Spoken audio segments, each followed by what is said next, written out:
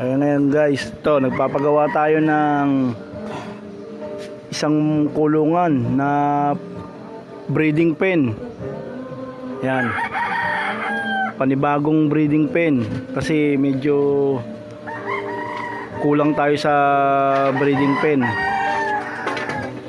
Ito.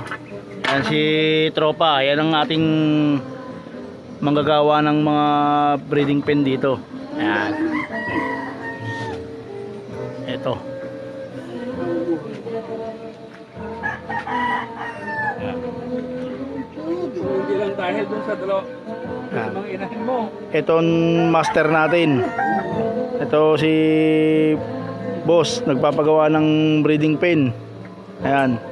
Tayo magbe-breed tayo ngayong taon. Ayan.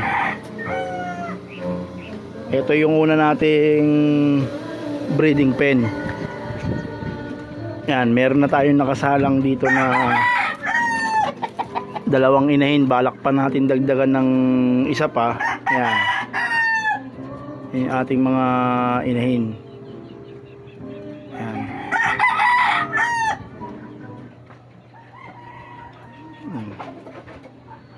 Medyo malaki-laki na to para hindi sila magkain ng itlog.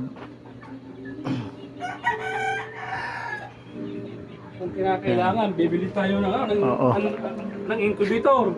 Hindi, meron ako. Madali lang gumawa nun. Gumawa na ako nun. Ng incubator.